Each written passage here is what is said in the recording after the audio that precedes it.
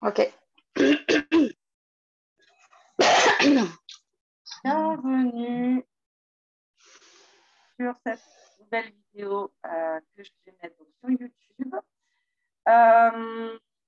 Petite interview d'Asia, que je connais depuis un petit moment, mais avec qui j'adore discuter de sujets, notamment sur le burn-out. Et donc, on va parler un peu de tout ça, de ce qu'elle a parcouru, de comment elle en est venue à accompagner les gens par rapport à ce sujet-là. Et donc, voilà. Asia, je te laisse te présenter. Bonjour Aurélie. Bonjour à toutes et à tous. Alors, je suis Asia, donc coach spécialisée en épuisement professionnel et personnel, donc le burn-out. Donc, je vais aujourd'hui parler du burn-out avec Aurélie. Voilà. Donc, je te laisse me poser des questions ou je peux commencer. Dis-nous un peu d'où toi, donc tu as déjà traversé un burn-out, plusieurs. Oui. Oui. Comment ça vient? C'est quoi un burn-out? C'est quoi la différence entre, par exemple, une dépression et un burn-out? À quel moment tu vois, genre, on passe? Alors, moi j'ai traversé le burn-out en 2017. Donc, je travaillais en structure d'accueil petite enfance, en crèche.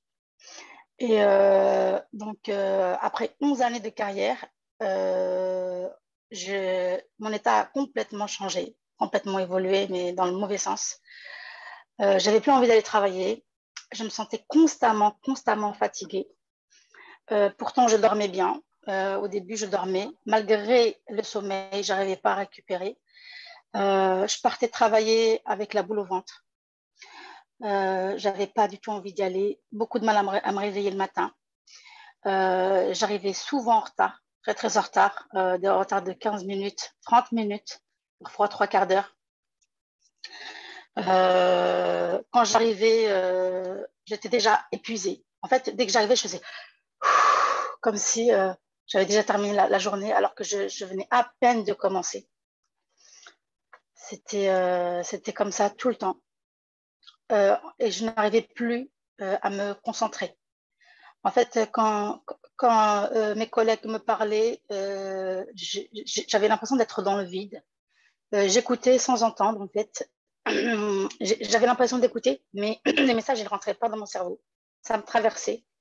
Après, elle me disait, bah oui, mais on t'avait transmis ça. J'avais aucun souvenir. C'était vraiment, en fait, c'était un état vraiment, mais vraiment d'épuisement profond. C'est ça, ouais, complètement. Dans tous les sens, physique, émotionnel, surtout émotionnel, parce que j'étais très irritée. Pour un rien, je me mettais dans des émotions, mais extrêmes, pour un rien. Je supportais plus les bruits, les cris des enfants, alors que bah, c'était mon travail, quoi. J'aimais beaucoup mon travail avant. Mais les cris, ça me donnait des migraines, mais des migraines comme, comme des flashs comme ça, en fait. J'avais pas envie de rester là, en fait. Mais je venais malgré moi, quoi. Et voilà. Cette période-là, elle a duré combien de temps et à quel moment tu as mis un mot dessus et tu t'es rendu compte de ce qui se passait? Ben, je savais pas du tout que c'était un burn-out au début. Je me sentais tellement fatiguée, je ne récupérais pas et je partais travailler, donc c'était un cercle vicieux, donc ça continuait tout le temps, donc je m'épuisais.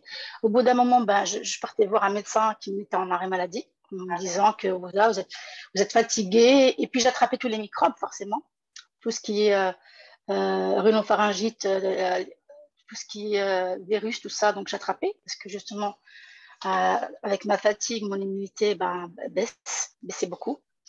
Donc, j'étais tout le temps en arrêt maladie, quoi. Les arrêts de 15 jours au début, et après, ben, un mois. Au total, j'ai fait 6 mois d'arrêt maladie. Et là, je me suis dit que c'est pas normal. C'est la première année que je fais quand même 6 mois d'arrêt maladie. Et là, c'est une alerte. Je me dis que là, c'est pas possible. Je n'arrive pas du tout à récupérer. Malgré mes arrêts de travail, donc je suis chez moi, mais j'avais l'impression de me reposer, mais je ne me reposais pas parce que mon cerveau cogitait tout le temps, tout le temps. La culpabilité pour mes collègues parce que je les laisse seuls. Et en plus, pareil, comme il manque des effectifs, donc je ne suis pas remplacée.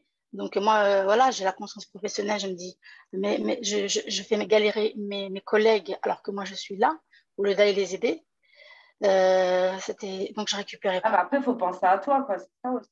C'est que pendant ces périodes-là, c'est à toi qu'il faut penser. Alors, le problème qui se pose avec les personnes qui sont... Ouais, exactement.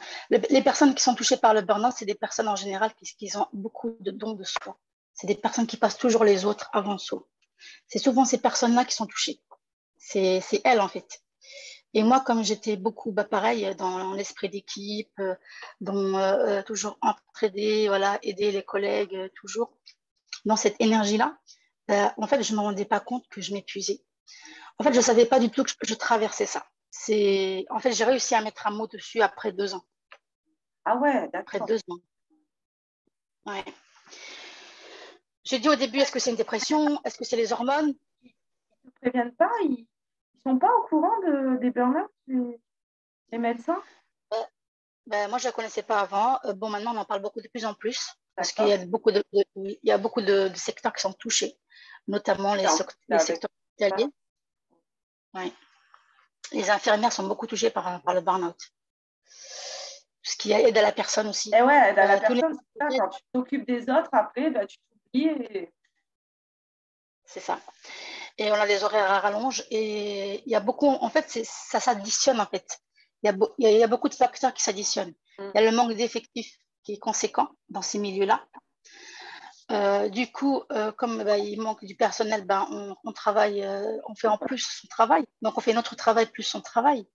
Sauf qu'il n'y a pas de reconnaissance derrière, parce qu'il n'y a pas justement cette reconnaissance qu'on attend. Parce que nous, ces personnes-là, les personnes justement atypiques, les personnes qui donnent beaucoup de soi, le font pour être reconnues quelque part. Et elles sont à la recherche de cette reconnaissance. Et elles sont prêtes à tout pour être reconnues, à perdre leur santé. C'est ça, quoi. Mm. Et Donc, est-ce que tu aurais des clés pour que. À quel moment on bascule, tu vois? Est-ce que vraiment ça se fait petit à petit et en fait tu t'en rends pas compte? Ou est-ce qu'on peut donner des outils à quelqu'un qui est déjà un peu en dépression et qui voit qu'elle souffre beaucoup des autres et qu'elle ne pense jamais à elle? Qu'est-ce qu'on pourrait lui dire, lui conseiller pour qu'elle se voie faire et que justement elle ne parte pas dans un burn-out qui dure ou peut-être qu'elle oui, est déjà dedans et que, oui. Alors, plusieurs cas de figure. L'idéal, c'est de faire de la prévention, exactement. Prévenir dans toutes les structures, dans les établissements, prévenir justement les symptômes de burn-out. Ça, c'est très, très important, je pense, au niveau santé publique, qui doit être vraiment relevé. Ce serait bien. Pour savoir si on est dans un burn-out, au début, on ne le sait pas. Parce qu'on est tellement dedans, parce qu'on est incapable de se concentrer, de réfléchir. Quand on est dedans, on ne sait pas, en fait, c'est un cumul de beaucoup de facteurs. Donc, il y a la vie personnelle qui rentre en ligne de compte. En général, on n'est pas très bien dans sa vie personnelle parce qu'on n'arrive pas à trouver l'équilibre. Tout est équilibre dans la vie.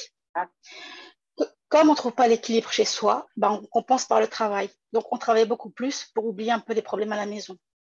Donc, on travaille après une journée de 110% de carbure. On rentre à la maison, on essaye justement de se reposer, mais là, on rentre dans des conflits chez soi. Pour des choses, en fait, on arrive à un degré où on ne supporte plus rien. La moindre chose, c'est la petite goutte d'eau qui fait déborder le vase.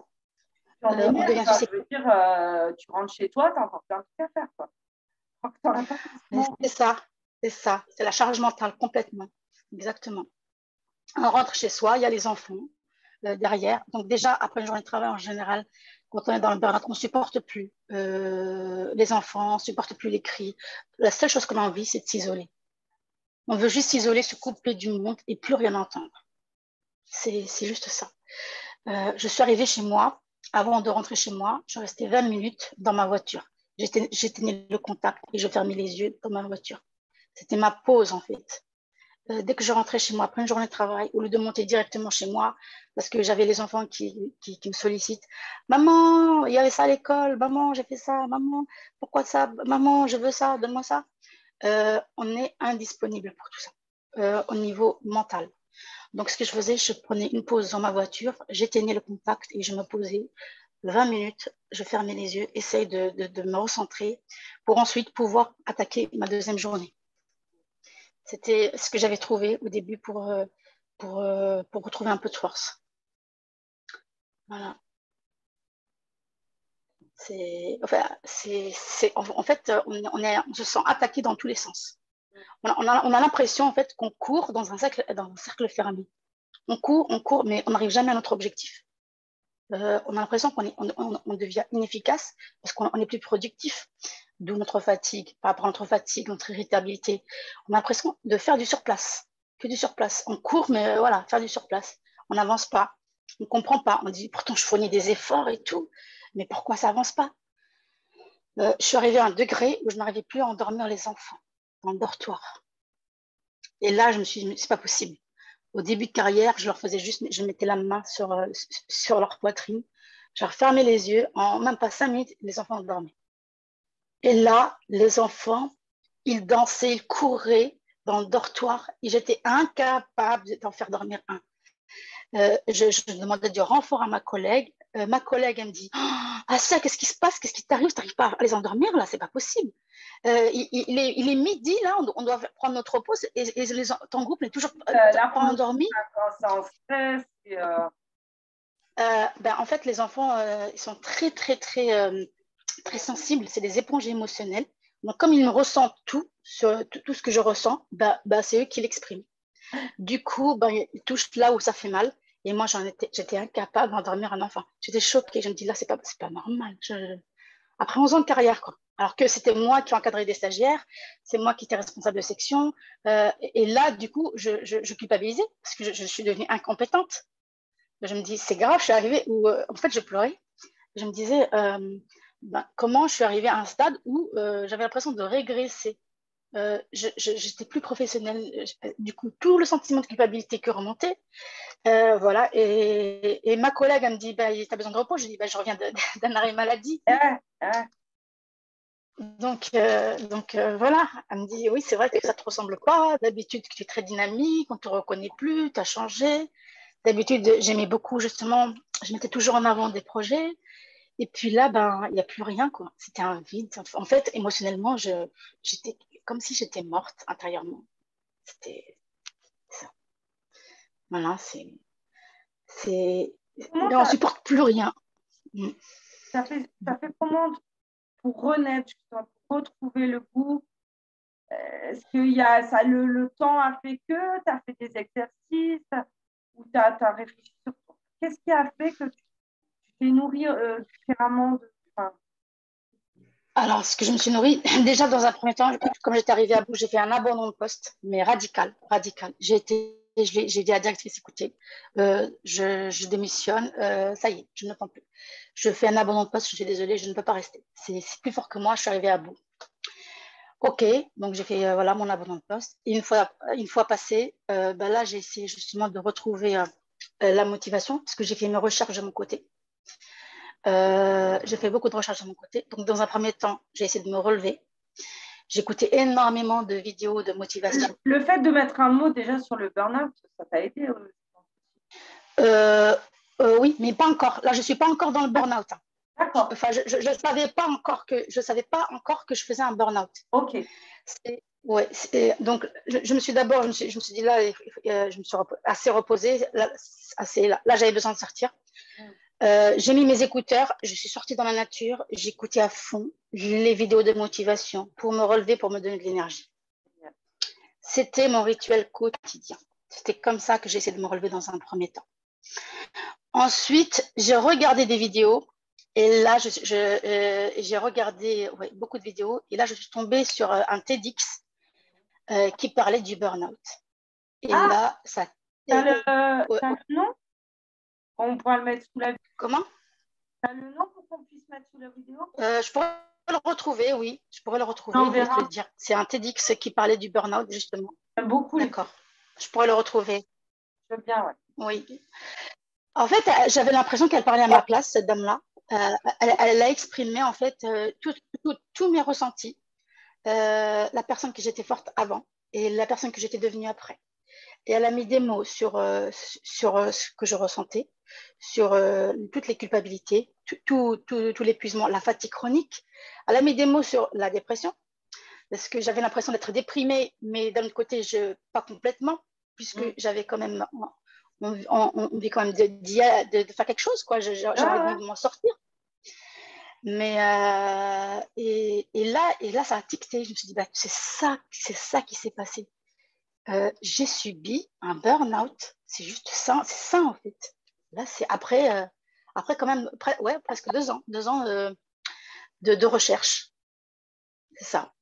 C'est par hasard en fait que je suis tombée sur cette vidéo. Et là, bah, tout était devenu clair pour moi. Tout est devenu clair. Mais je me suis fait beaucoup accompagner aussi par des coachings qui m'ont énormément aidée. Parce que en fait, dans les coachings, on avait beaucoup travaillé l'estime de soi, la valeur de soi, la confiance en soi. On avait travaillé ça avec mon coach pour justement et puis comprendre pourquoi ça m'est arrivé, parce que c'est ça que j'avais besoin de comprendre. Pourquoi ça m'est arrivé à moi. Alors qu'est-ce que j'ai fait pour attirer ça, voilà. C'est un grand cheminement personnel qui m'a énormément aidé justement à m'en sortir. Voilà. C'est Et pour le coup, qu'est-ce que tu mets en place maintenant? Est-ce que déjà tu penses que tu pourrais avoir un burn-out ou maintenant c'est bon, tu as compris ce qu'il faut faire, moins être avec les autres? Ben voilà. Alors, qu'est-ce qu'il faut faire? Oui, maintenant j'ai compris qu'est-ce qu'il faut mettre en place. Parce que pourquoi le burn-out? Parce qu'on s'occupe toujours des autres avant soi. Et j'ai appris que tout ce que je fais pour les autres, bah, je le fais pour moi avant. C'est ça. J'ai appris à faire beaucoup de choses, à mettre en place beaucoup de choses, des rituels, à prendre du temps pour moi, à plus être dans le travail dans l'urgence. Parce que ça, c'était quelque chose qui m'animait avant. J'étais quelqu'un de tellement dynamique, j'avais besoin de prouver, j'avais besoin d'être reconnue. Donc, j'aimais bien travailler dans l'urgence, faire les choses rapidement, tac au tac, vite, vite, voilà, pour avancer. Sauf que voilà, où est-ce que ça m'a emmenée? Ça m'a détruite. Donc, j'ai compris à le temps. J'ai compris la leçon aujourd'hui. Aujourd'hui, j'ai compris, je m'écoute. J'ai compris à m'écouter, à suivre mon intuition. Dès que mon corps me fait, par exemple, je ressens une fatigue et qui commence à fatiguer, tout de suite, je me pose, j'arrête tout, je m'écoute. Je fais ma petite pause. Oui. 20 minutes, 15 minutes de pause, 20 minutes de pause, et après, je reprends. Qu'avant, je ne faisais pas. Oui, ça viendra après, je la ferai après, c'est pas grave. Toujours les autres avant. Là, non. En fait, maintenant, j'ai appris que en faisant du bien à moi, j'aide les autres. Quand je m'écoute, quand je me respecte sur le moment, du coup, oui, je me nourris du coup des bonnes énergies sur le moment. Du coup, je peux mieux donner aux autres après. Moi, et ça, c'est de toujours me dire, tu sais, comme si il y a un vase et moi, je me remplis toujours. Et en fait, à chaque fois, je rajoute un surplus pour les autres. Tu vois, comme ça, en fait, mon énergie, ben, je la garde toujours, en fait. C'est pas genre, je pioche dans la mienne et je la donne aux autres. Mais non, moi, la mienne, la jauge, elle est pleine parce que je me nourris au quotidien de plein de choses qui sont bien. Et juste, je m'en rajoute encore. Mais cette partie-là, elle n'est pas à moi. Enfin, elle n'est pas pour moi, j'en ai pas besoin. Donc, je peux la redistribuer. Tu vois, un truc un peu comme ça. C'est génial. Ouais. C'est ça. C'est ça. Parce qu'on puiser dans notre énergie. Et c'est pas bon parce qu'après, on n'en a plus. Bah oui, exactement. C'est ça. Il faudrait faire des rituels le matin pour se recharger, comme tu dis. Se recharger pour justement, comme on est bien chargé, on est en forme, on peut donner de notre énergie aux autres. Mais toujours la priorité, c'est soi. C'est exactement ça. Toujours soi avant. Ouais. Ça, je l'ai appris juste après, justement, après mon burn-out, quelque chose que je ne faisais pas avant.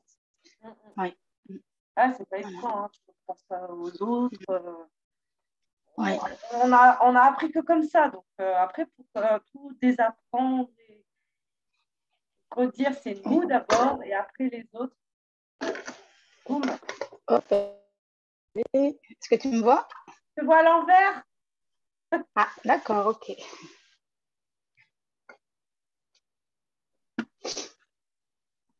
C'est bon, tu me vois? Ouais. Dis-moi pour le coup, Asia, où on peut te retrouver sur les réseaux sociaux et Alors, est-ce que tu as des programmes ou des choses à proposer euh, sur Facebook, alors j'ai un compte Facebook, c'est Asia Soleil, sur Facebook. On mettra Voilà. les liens sur la vidéo. Tu me les enverras. D'accord, ok. Voilà, tu me vois bien là? Je suis bien. Oui, oui, je te vois bien. Donc, sur Facebook, tu as un groupe, tu as un autre réseau. Oui, j'ai un groupe justement, sortir de ton burn-out et récupérer ta joie. C'est ça. Ouais, j'ai un groupe justement. Je vais t'inviter et puis je te partagerai Avec que je vais mettre en place. Ouais, ouais. Donc, je suis coach justement spécialisée dans le burn-out et j'aide toutes les femmes et les personnes. Je suis plus avec les femmes parce que bon, je me sens mieux voilà, pour travailler avec les femmes. Donc, à sortir du burn-out. C'est ça en fait. C'est une revanche personnelle parce que moi, je ne savais pas justement que j'avais fait ce burn-out. Mais j'ai besoin donc d'aider ces personnes-là à s'en sortir. Et je trouve que c'est très, très important de ne pas rester trop longtemps dedans parce que sinon, ça peut être très grave. Les personnes qui ne se rendent pas compte, qui justement ne font pas de travail sur elles, malheureusement, elles perdent beaucoup de choses parce qu'elles plaquent tout. En fait, on arrive à un stade où on a envie de rien du tout. On veut tout plaquer. Le travail, le mari, les enfants, les amis, la famille. On veut tout plaquer. Du coup, si on ne fait pas un travail sur soi, en amont, en profondeur, ce qui arrive, c'est que on a envie de tout plaquer. Et il y a des gens, malheureusement, qui peuvent même aller au suicide. Tellement c'est... Ouais, Oui, parce que tu te tellement reconnais c'est... Parce qu'on perd tous nos repères. En fait, on ne comprend plus rien. noir. Ouais, c'est ça. Est-ce que tu as des exercices que tu proposes? C'est sur quel. Est-ce que tu as un support, quelque chose Ah oui, j'ai des outils. J'ai des outils de travail, beaucoup Ouais. d'outils que j'utilise justement pour libérer déjà dans un premier temps. Parce que là, il y a des... oui, j'ai trois enfin, mes accompagnements se font sur 3 mois. Donc, le premier mois, déjà, mettre des mots dessus. Donc, ressortir libérer toutes les émotions dans un premier temps. Ensuite, revenir pour comprendre qu'est-ce qui s'est passé, parce que c'est important de faire un cheminement, de comprendre en fait la situation, qu'est-ce qui s'est passé pour en arriver là, conscientiser, prendre vraiment conscience pourquoi ça nous a touché, pourquoi on arrive là. Et troisième mois, donc, on met des actions en place justement justement pour s'en sortir. Donc, on met en place des rituels, comment faire pour justement prendre soin de soi, voilà, pour être sa priorité pour une fois qu'on s'en remplit soi-même, Remplir comment on peut aider les autres. Remplir sa jauge, c'est exactement. C'est ça. de joie et d'amour. Oui, des joies, de l'amour, c'est ça. La reconnaissance. Tout ce qu'on attend des autres, on doit se On le le veut donner à soi-même. pas pour soi, en fait. On cherche toujours à Comment? l'extérieur alors que ton attend. Bon, c'est Exactement. à faire, hein, on est d'accord. Hein. Je ne dis pas que c'est tout à fait. Oui, c'est ça. Bon, bah, super, Asia. Bah, écoute, au plaisir d'avoir partagé ce beau moment ensemble pour donc découvrir Asia et pouvoir être accompagnée pour un burn-out. Vous allez sur ces réseaux, je vais donc mettre tout sur la vidéo. Et puis, à la prochaine interview de super femmes inspirantes qui me montrent leur parcours de vie et j'ai à cœur de vous le transmettre et de voir que c'est possible de s'en sortir et d'avancer et d'être accompagné aussi. Je vous embrasse fort. Merci Aurélie, merci à toutes et à tous. Bonne journée, au revoir. Merci, au revoir.